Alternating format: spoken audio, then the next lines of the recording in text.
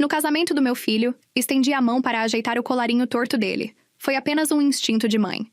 De repente, minha nora explodiu diante de todos. Sônia, você pode dar um descanso a essa obsessão de mãe? Paula gritou. Sou eu quem vai casar com o seu filho, não você. Pare de tentar competir comigo pela atenção dele. O salão de baile ficou em completo silêncio antes de explodir em murmúrios. Engoli a raiva e me obriguei a terminar a cerimônia, porque eu não queria arruinar o grande dia de Mateu. Mas durante o brinde tradicional da família, Paula derramou intencionalmente uma xícara de chá fervendo sobre a minha mão. Isso é uma pequena lição para você, sussurrou ela, inclinando-se para que só eu pudesse ouvir. Não tente seduzir o meu marido nunca mais. Olhei para Mateu, meu próprio filho, esperando que ele dissesse alguma coisa. Em vez disso, ele apenas fitou o chão. Soltei uma risada fria. Bem, já que os dois estão tão decididos a formar uma equipe, podem ficar um com o outro. Já terminei de brincar de mãe. A dor aguda no meu braço trouxe uma clareza gélida à minha mente. Qual era o sentido de ter um filho e uma nora assim? Eu tinha minhas economias, tinha minha pensão e poderia viver uma vida perfeitamente boa sem eles. Por que eu estava permitindo que me tratassem como lixo? Amigos e familiares começaram a se reunir ao nosso redor. Alguns estavam genuinamente indignados em meu nome. Ei, Paula, como você pode tratar a sua sogra assim? Perguntou uma das minhas primas. A Sônia criou o Mateu sozinha. Ela pagou toda esta festa de casamento. Você tem ideia de como ela trabalhou duro ou não? O rosto de Paula assumiu uma tonalidade vermelha desagradável. Ela trabalhou duro para poder tratar o filho dela como se ele fosse o homem dela, cuspiu. Se eu não der uma lição nela agora, imagine como ela vai agir quando morarmos juntos. Fiquei atônita.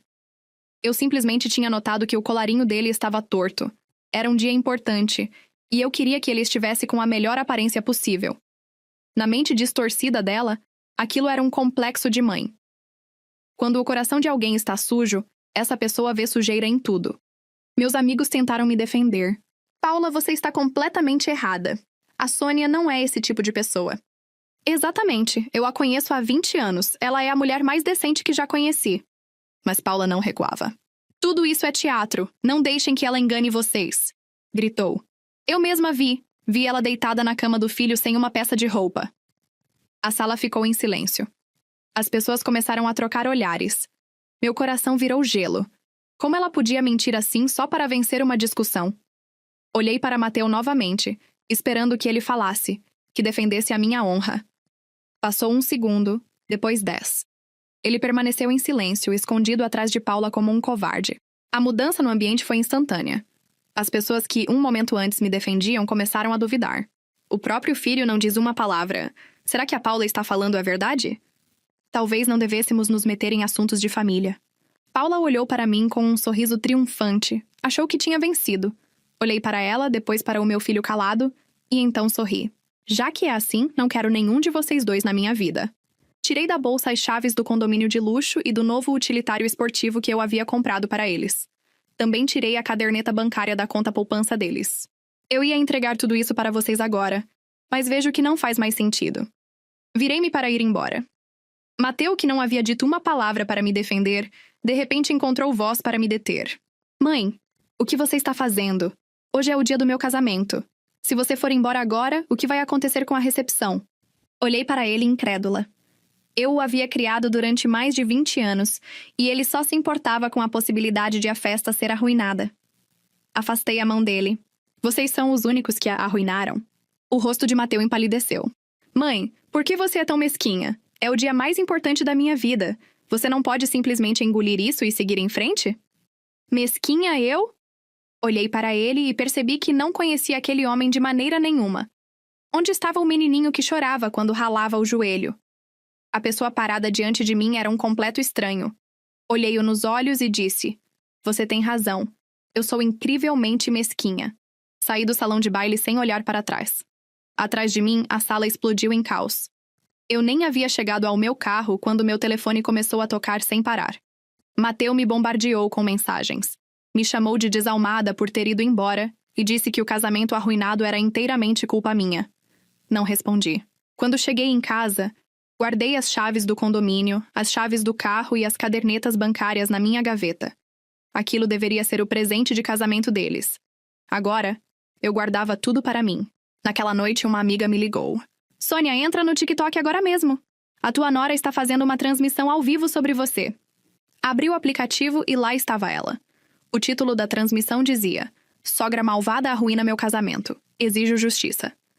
Paula estava sentada na cama de um hotel, os olhos vermelhos e inchados, parecendo uma vítima. Oi, meninas. Sinceramente, eu não aguento mais. Soluçava para a câmera. Era o dia do meu casamento, e a minha sogra fez um escândalo na frente de todos e foi embora. Os comentários voavam, todos a apoiando. Que pesadelo, parece uma psicopata total. Corre, garota, você vai sofrer nessa família. Expõe a velha bruxa, vai! Paula secou as lágrimas e continuou tecendo sua teia de mentiras. Vocês não entendem, ela é obcecada pelo filho. Ela tenta levar toalhas para ele quando ele está no banho, entra no nosso quarto no meio da noite sem bater. Estou perdendo a cabeça. Minhas mãos tremiam enquanto eu assistia. Eu nunca tinha feito nenhuma daquelas coisas, mas a internet não se importa com a verdade. Só se importa com as lágrimas. O número de espectadores saltou de centenas para milhares. Isso não é só complexo de mãe, isso é comportamento predatório. Querida, larga ele. Essa família é amaldiçoada. Ela começou a chorar mais forte, certificando-se de que o rímel escorresse o bastante para parecer dramático. Não sei o que fazer, meu marido é bom demais e não consegue enfrentá-la. Olhei para a tela e me senti fisicamente doente. Eu havia gasto quase $300.000 naquele casamento. A casa que comprei para eles era uma propriedade de frente para o rio. O carro era de última geração. Até paguei o dote de $50.000 que a família dela exigiu sem piscar. Por que fiz isso? Porque queria que meu filho fosse feliz. Queria uma família pacífica. E agora, por ter arrumado um colarinho, eu era uma sogra predatória. Desliguei a transmissão e me servi de uma taça de vinho. Meu coração estava frio, mas minha mente finalmente havia se decidido. Então meu telefone voltou a tocar. Era Mateu. Atendi. A voz dele era um sussurro baixo. Mãe, você viu a transmissão da Paula? Ela está aos prantos agora. Você precisa se desculpar para que possamos deixar isso para trás. Apertei a taça de vinho com força. Não disse uma palavra. Ele ficou ainda mais agitado. A Paula disse que vai continuar transmitindo até você se desculpar. Se isso viralizar, todo mundo vai saber o que você fez. Só entregue a casa, o carro e o dinheiro. Deixe ela se acalmar. Soltei uma risada curta e seca. Então esse era o plano. Usar a internet para me manter como refém dos meus próprios bens. Ela jogou água fervendo em mim, Mateu. Está mentindo para milhares de pessoas sobre mim? E você quer que eu me desculpe? Não. Mateu gemeu com impaciência. Mãe, pense em mim por uma vez. Você sabe como foi difícil encontrar uma garota como ela. Só dê a ela o que ela quer. Ela vai parar a transmissão assim que estiver feliz. Finalmente o enxerguei como ele era. Paula estava usando o marido como uma arma para me roubar. Mateu Sterling, me diga na cara quando foi que eu deitei nua na sua cama. Quando foi que eu invadi o seu quarto à noite. Silêncio do outro lado. Depois ele sussurrou. Eu sei que você não fez isso, mas a Paula está emotiva agora. Você não pode simplesmente entrar no jogo? Mateu, levantei a voz. Eu o criei por 20 anos. Gastei uma fortuna no seu casamento. A sua esposa me agrediu. E agora você quer que eu entre no jogo com as mentiras dela. Mateu dessabou. Então o que você quer de mim? O casamento está arruinado, a Paula está magoada, eu estou preso no meio disso. Você tem ideia de como isso é difícil para mim? Não respondi. Desliguei. A noite estava escura do lado de fora da minha janela. Lembrei-me de quando ele era menino, com febre alta, e eu corri sob uma tempestade por vários quarteirões para encontrar um médico.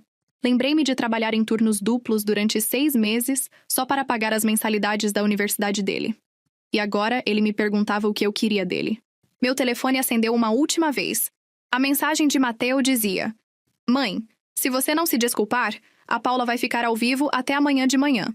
A escolha é sua. Respondi com 3 palavras. Deixe ela transmitir. Depois desliguei o telefone e fui para a cama.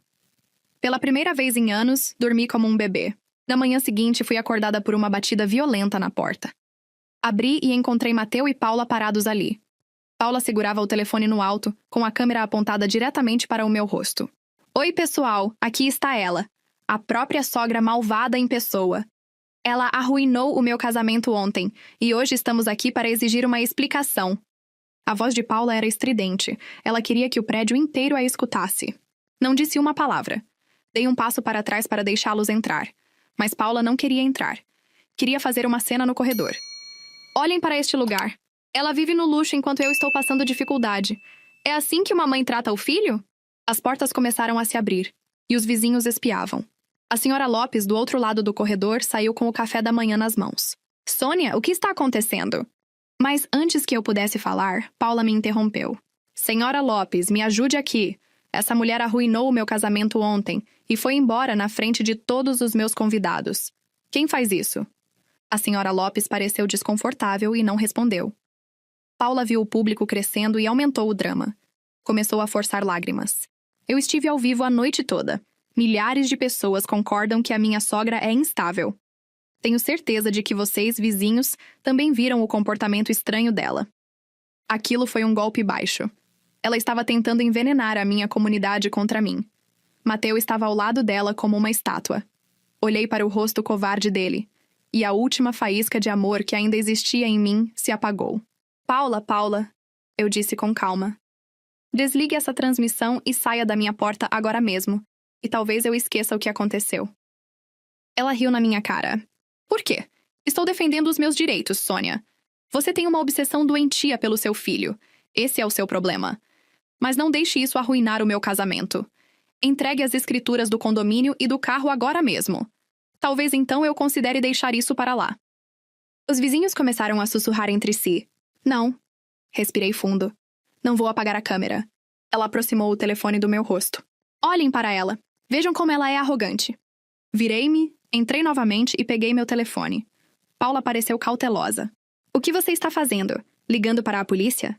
O corredor ficou em completo silêncio por um segundo. O rosto de Paula empalideceu, mas ela rapidamente recuperou a valentia. Chame a polícia, vá em frente, transmitir não é crime. Mateu finalmente falou com a voz aguda de irritação. Mãe, por que você está chamando a polícia? Você quer tornar isso ainda maior do que já é? Olhei para ele. Deu-me vontade de rir, mas não ri. Ontem, quando ela me queimou, você ficou em silêncio. Quando ela mentiu sobre mim para milhares de pessoas, você ficou em silêncio. Agora que eu chamo a polícia, você tem alguma coisa a dizer? Não. A boca de Mateu se moveu, mas nenhum som saiu. Paula começou a gritar de novo. Ligue para eles como se eu me importasse. Mateu é o seu único filho. Você acha que pode se livrar de mim? Você vai envelhecer? Você vai adoecer? Quem vai cuidar de você? Se mexer comigo agora, vai se arrepender pelo resto da vida. Ela estava se exaltando. O dedo quase encostava no meu olho. Quem você pensa que é? Você é apenas uma viúva solitária. Sem o seu filho, você não é nada. Essas palavras me atingiram fundo. Afastei a mão dela. Diga de novo. Ela zombou e gaguejou. Você esteve sozinha por anos. Usou o seu filho como substituto de um homem. É patético. Os olhares dos vizinhos pareciam agulhas. Não consegui suportar. Ergui a mão e dei-lhe um tapa no rosto. O corredor ficou em silêncio. Paula tocou a bochecha, atônita. Depois perdeu o controle. Você me bateu, sua velha bruxa! Você me bateu! Ela se lançou para a frente e me deu um chute forte no estômago. Bati com força na moldura da porta. O mundo girou. Minha testa se chocou contra a madeira. E senti algo quente escorrendo pelo meu rosto. Os vizinhos ofegaram. Mateu correu, mas não na minha direção. Ele segurou Paula. Você está bem? Ele perguntou. Paula o empurrou. A sua mãe acabou de me bater, você não viu? Caí no chão. O sangue entrava no meu olho, embaçando a visão. Mateu finalmente olhou para mim. Não havia piedade em seus olhos, apenas ressentimento. Mãe, você pode parar de causar problemas? Não limpei o sangue do meu rosto e sorri. Apertei o botão de chamada do telefone. Emergência, preciso da polícia no meu endereço. Fui agredida na minha própria casa. O rosto de Paula finalmente mudou. Mateu ficou paralisado. Você realmente está fazendo isso? Não respondi. Encostei-me na parede e esperei as sirenes. O sangue estava quente na minha testa. Escorria pela sobrancelha. E eu não o limpei. Porque minha advogada havia me dito, anos atrás, durante uma conversa sobre algo completamente diferente, que a evidência precisa parecer evidência. Paula andava de um lado para o outro. 3 passos para a esquerda, 3 passos para a direita. Era o jeito como os animais andam quando entendem que algo mudou, mas ainda não sabem o quê. Mateu ficou entre nós, sem ajudar nenhuma de nós duas, o que era uma espécie de resposta sobre quem ele era. A senhora Lopes não entrou. Permaneceu parada na porta com sua xícara de café e a sua presença era o suficiente. Os 2 policiais chegaram 7 minutos após a minha ligação. Subiram as escadas e encontraram um corredor com 6 testemunhas em diferentes estados de choque. Uma mulher sangrando pela testa, outra com a bochecha vermelha por ter levado um tapa, e um homem que parecia querer desaparecer na parede. O primeiro policial olhou para mim, depois para Paula, depois para o sangue no meu rosto. O que aconteceu aqui? Paula abriu a boca imediatamente. Ela me bateu primeiro, disse levantando o dedo. Eu só estava me defendendo. Não discuti. Apontei para a minha testa. Ela me deu um chute no estômago e bateu a minha cabeça contra a moldura da porta. Também tenho uma queimadura na mão de ontem. Gostaria de registrar uma ocorrência e os senhores... Sonia Sterling, esta é a minha residência. O policial olhou para Mateu. E o senhor? Meu filho pigarreou. Isso é um mal-entendido familiar, policial. A voz do policial permaneceu educada e completamente neutra. Não pedi a sua interpretação, perguntei quem são vocês dois. Mateu se calou. O segundo policial se aproximou da senhora Lopes, que abaixou sua xícara de café com o ar decidido de quem havia esperado muito tempo para dizer o que estava prestes a dizer. Moro do outro lado deste corredor há 11 anos, disse a senhora Lopes. A Sônia é a pessoa mais decente deste andar. Aquela jovem. Ela assentiu na direção de Paula. Chegou esta manhã com um telefone apontado para o rosto da Sônia. A Paula exigiu as escrituras da propriedade no corredor, na frente de todos. E quando a Sônia respondeu, ela a agrediu fisicamente. Eu vi tudo. A compostura de Paula começou a rachar pelas bordas. Ela está mentindo. É amiga da Sônia, está acobertando ela, policial. Sim. O primeiro policial se virou para Paula. Sim, existem gravações de segurança neste prédio. Sim, o prédio havia sido modernizado 18 meses antes. Novas câmeras nas campainhas, câmeras no saguão, câmeras nos corredores de cada andar. Eu havia votado sim na reunião de moradores.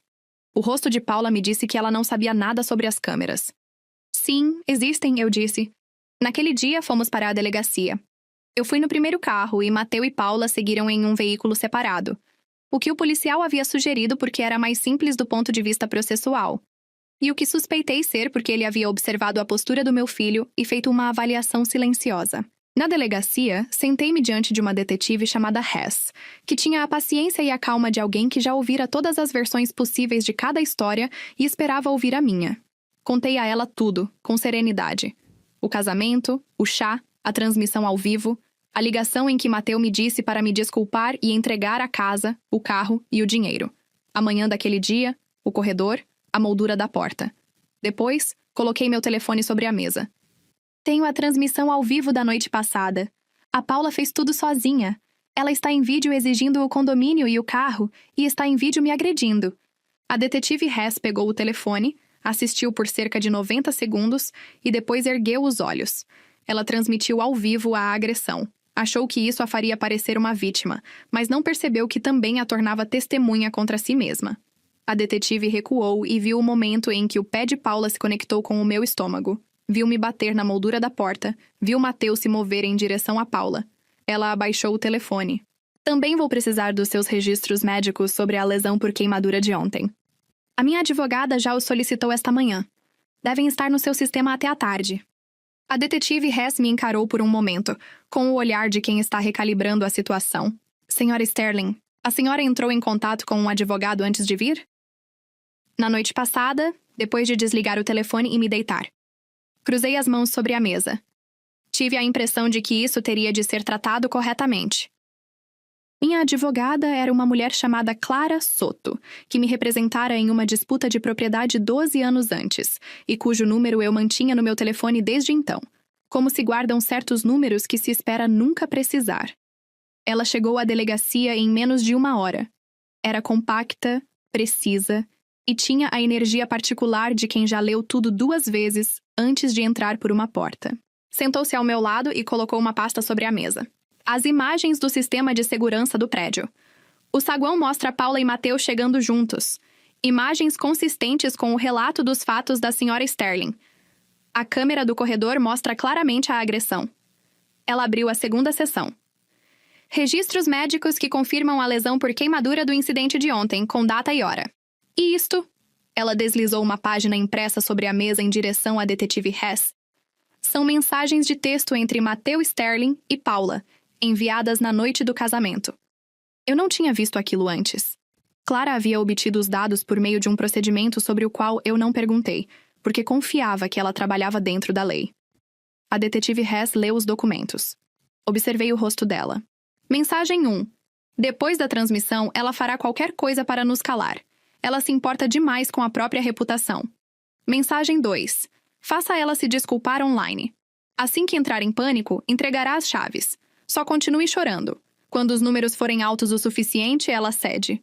Ela te ama demais para deixar isso virar público. Use isso. Saber que havia algo assim por trás de tudo e ver isso impresso eram experiências diferentes. A segunda foi mais fria. Paula foi acusada de agressão com lesão corporal e de apresentar uma denúncia pública falsa. A segunda acusação estava ligada à transmissão ao vivo, na qual ela afirmou, como se fosse um fato, que eu havia me comportado de maneira sexualmente predatória em relação ao meu filho. Aquilo não era uma opinião. Era uma declaração difamatória falsa, feita para milhares de testemunhas. Clara apresentou a ação por difamação ainda naquela tarde. Mateu não foi acusado de agressão, porque não havia me tocado fisicamente. Mas as mensagens de texto estabeleceram seu papel no que, na prática, era uma tentativa coordenada de extorsão, usando humilhação pública e falsas acusações para pressionar alguém a entregar seus bens. Clara estava montando esse caso separadamente. Ele foi interrogado pela detetive Hess por 2 horas. Clara me contou o que ele disse. Estava nervoso, tentando minimizar tudo, alegando que Paula havia agido por conta própria. Mas os textos com o nome dele dificultavam essa tentativa de minimização. A internet se moveu mais rápido do que o sistema legal. Clara divulgou uma declaração em meu nome na manhã seguinte à prisão. Era factual, documentada e incluía um trecho de 60 segundos da própria transmissão ao vivo de Paula. A parte em que ela me chutou. Ela queria milhares de testemunhas e conseguiu. Ao final do primeiro dia, os comentários haviam mudado completamente. As mesmas contas que inundaram a transmissão de Paula com compaixão na noite anterior, agora comentavam em um vídeo completamente diferente. Ela filmou o próprio crime, chutou a mãe sangrando no estômago e depois se fez de vítima. O filho ficou parado e perguntou se a esposa estava bem. Não consigo respirar. Ela pagou todo o casamento, a casa, o carro, o dote, e ainda tentaram extorquí-la para arrancar mais. É por isso que as mães param de se sacrificar.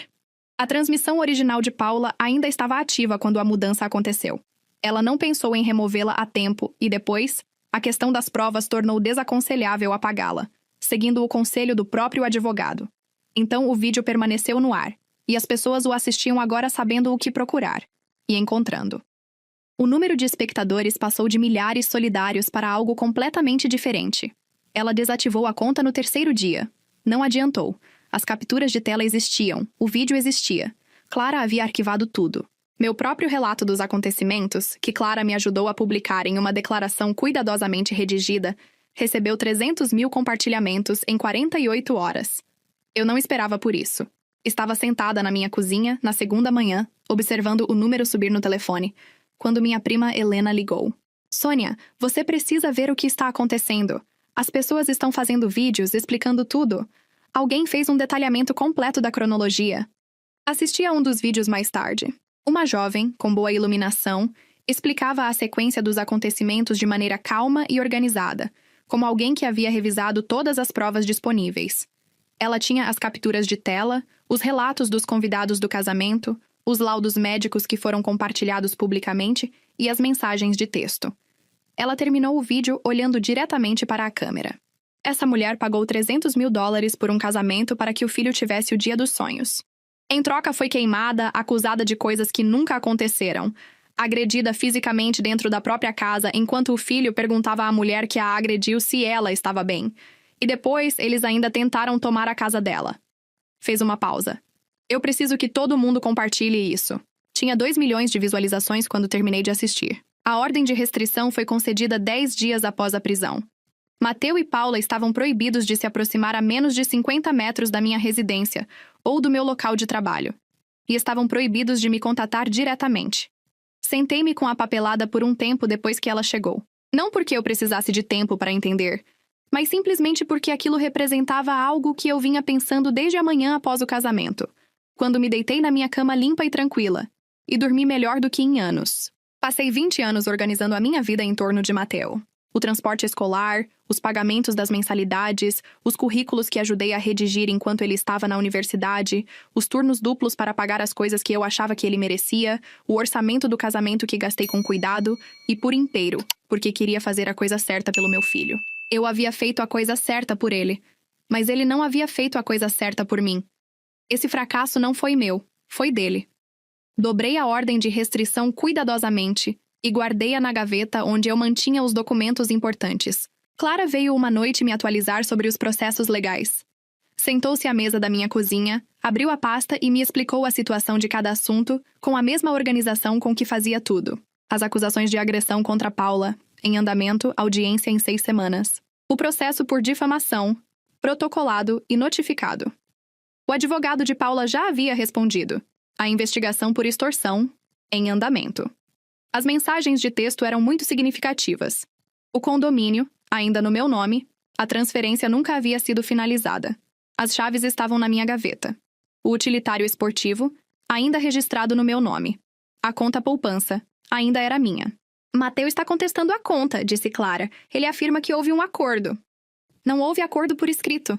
Não houve, ela anotou. Ele também pode alegar que o condomínio foi uma promessa verbal.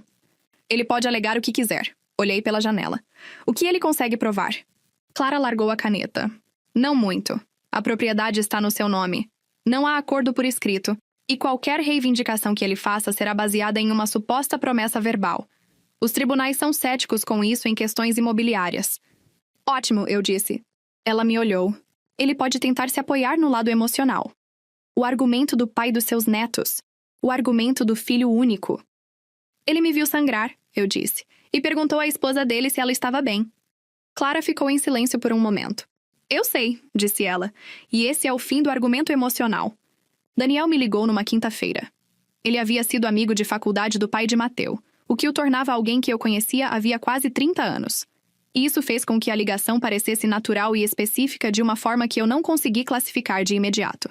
Eu vi as notícias, disse ele. A maioria das pessoas viu. Você está bem? Pensei na resposta honesta. Não no automático, estou bem, nem no controlado, está tudo sob controle. A resposta honesta. Sim, eu disse. Estou melhor do que estive em muito tempo, o que é uma coisa estranha de se poder dizer. Houve uma pausa. Estou na sua cidade neste fim de semana. Posso convidar você para jantar? Pensei a respeito. Não por muito tempo. Sim, o jantar foi fácil. Da maneira como as coisas são fáceis, entre pessoas que se conhecem o suficiente para já terem superado as aparências. Ele havia envelhecido como algumas pessoas envelhecem. O mesmo por dentro, mais centrado por fora. Falamos sobre o caso, e depois falamos sobre outras coisas. E as outras coisas ocuparam a maior parte da noite. No fim, caminhando de volta para o estacionamento, ele disse: Você passou 20 anos demonstrando que podia sobreviver sozinha. Deixe alguém ficar ao seu lado porque você merece conforto, não porque precisa ser resgatada. Olhei para ele. Isso foi muito específico. Estou pensando nisso há algum tempo. Considerei a frase. Vamos ver como será o jantar primeiro, eu disse. Ele sorriu. Justo. A audiência ocorreu 6 semanas após a prisão, como Clara havia previsto. Cheguei com Clara e me sentei no lado apropriado da sala, com a compostura de quem fez tudo corretamente e está pronta para deixar que as provas falem. Paula chegou com sua advogada, vestida com cuidado, de forma conservadora e serena.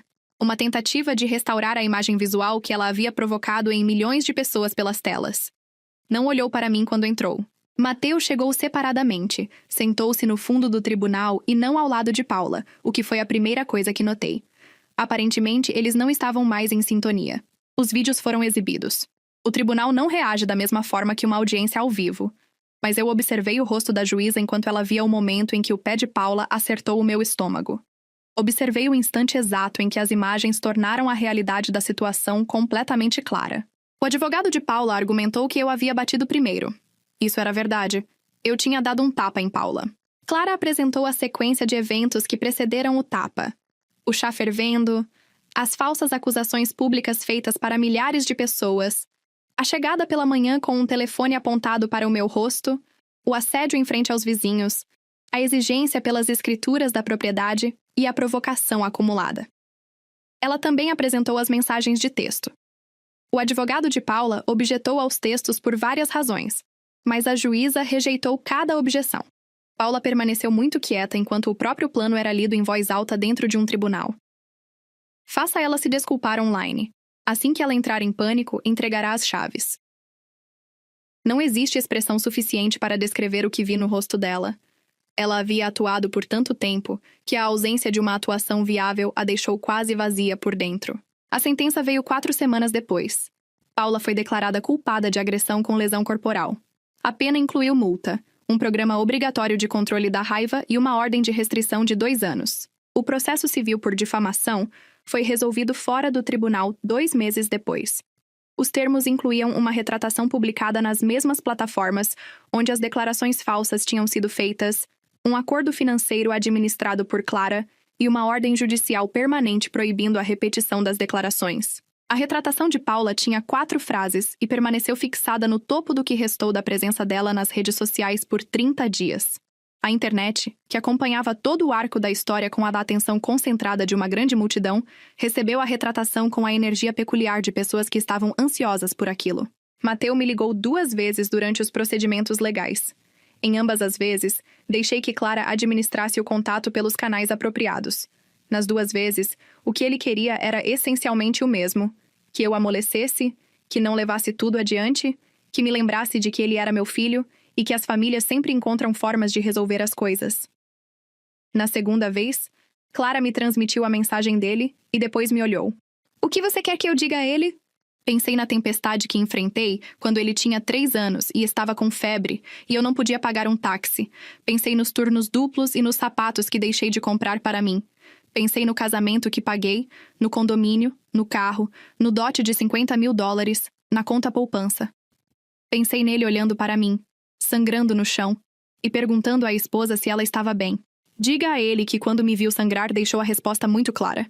Eu estou apenas dando a minha.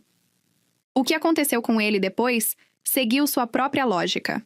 O emprego de Paula, um cargo de marketing numa empresa que precisava cuidar da própria imagem na internet, não foi mantido após a condenação por agressão e o acordo por difamação se tornarem registros públicos. Ela conseguiu outro emprego, menor e mais discreto, em uma cidade onde ninguém a conhecia. O rosto dela continuava marcado pela transmissão ao vivo. As reivindicações de Mateu sobre o condomínio foram rejeitadas em um processo judicial breve. Clara foi implacável. Ele recorreu uma vez, mas o pedido foi negado. Depois da apelação, não havia mais nada a reivindicar. A conta poupança continuou sendo minha. O utilitário esportivo permaneceu no meu nome. Vendi-o 8 meses depois e usei o dinheiro para financiar um programa de assistência jurídica para pais viúvos que enfrentavam disputas familiares. Não dei a ele o nome de ninguém em particular. Não precisava de nome. Só precisava existir. O condomínio foi vendido 1 ano após a agressão. O anúncio foi publicado na internet numa terça-feira e a propriedade foi vendida em 9 dias. A casa de frente para o rio era cobiçada e o mercado estava bom. Quando a venda foi concluída, eu tinha dinheiro suficiente para fazer várias coisas que vinha considerando. Uma delas era viajar. Eu não viajava desde antes de Mateu nascer. Fui primeiro a Portugal, depois à Eslovênia, depois ao Japão, durante 3 semanas na primavera, quando as cerejeiras estavam floridas, e a luz tinha aquela qualidade peculiar que existe em alguns lugares e não em outros, e que não pode ser fotografada com precisão, apenas sentida. Daniel veio ao meu encontro em uma parte da viagem ao Japão. Estávamos fazendo exatamente o que eu havia prometido, vendo como era o jantar, depois o que vinha depois do jantar e depois o que viria em seguida. Foi algo lento e sem cobrança, e não parecia nada com o que eu havia precisado para sobreviver. Parecia apenas algo bom. Mas Mateu veio me procurar 11 meses após a sentença. Ele não telefonou avisando. Simplesmente apareceu em um evento beneficente que eu estava organizando, o que era uma informação pública. Ficou esperando do lado de fora e se aproximou de mim na rua com a cautela de alguém que foi instruído sobre como não violar uma ordem de restrição ao tentar contato. Olhei para ele. Parecia ter envelhecido mais em 11 meses. Estava mais magro. A confiança fácil daquele homem que estava no salão de baile, me chamando de mesquinha, havia desaparecido, substituída por algo que havia sofrido as consequências e ainda tentava descobrir o que fazer com elas. Mãe, bem... A voz dele era contida. Eu sei que não posso consertar isso. Também não estou aqui para pedir que você conserte. Mas eu precisava que você soubesse que Mateu, e você... Ele parou. Eu havia pensado no que diria se aquele momento chegasse. Não o tempo todo. Agora eu tinha outras coisas em que pensar. Mas às vezes. Passei 20 anos sendo sua mãe, eu disse. Vou passar o resto da minha vida sendo eu mesma. O rosto dele demonstrou alguma coisa. Eu sei, disse ele. Eu sei, repeti. Olhei-o por mais um instante. Meu filho, que eu carreguei em meio a tempestades, por quem trabalhei em turnos duplos, e em quem acreditei com a teimosia específica dos pais que apostaram tudo em alguém. Espero que você construa algo bom com o que restou, eu disse sinceramente. Mas isso não vai me incluir. Passei por ele e voltei para a entrada do evento. Ele não me seguiu. A senhora Lopes e eu tomamos café num sábado de manhã, como começamos a fazer nos meses que se seguiram a tudo aquilo. Ela tinha 81 anos e possuía a clareza de quem observou a vida de um ponto de vista acumulado por muito tempo. Você parece diferente, disse ela, envolvendo a xícara com as duas mãos. Estou diferente. Como? Pensei em Portugal, no Japão, na voz de Daniel ao telefone, no programa de caridade e no trabalho que eu estava realizando, que não tinha nada a ver com ser mãe de alguém, nem com pertencer a alguém. Era só eu, a minha própria pessoa, tomando as minhas próprias decisões. Leve, eu disse. Sinto-me leve. A senhora Lopes assentiu com a lentidão de quem sabia que aquilo não era novidade. Eu vi quem você era antes de tentarem reescrevê-la, disse ela. Fico feliz que você também se lembre dela. Há uma fotografia do Japão, cerejeiras floridas, a luz da manhã, a cidade abaixo de nós e Daniel rindo de alguma coisa fora do enquadramento. Estou olhando para a vista, não para a câmera, o que significa que quem tirou a foto capturou um momento honesto. Pareço uma mulher que não tem para onde ir, exceto para onde já está. Essa é a versão mais verdadeira do que me tornei, do outro lado de tudo isso. Criei Mateu para que fosse um homem. Ele escolheu se tornar um estranho. Assim, pela primeira vez em 20 anos, escolhi a mim mesma, e acabou que isso foi mais do que suficiente. Obrigado por assistir até o final. Não se esqueça de deixar o seu like, comentar e, claro, se inscrever no canal.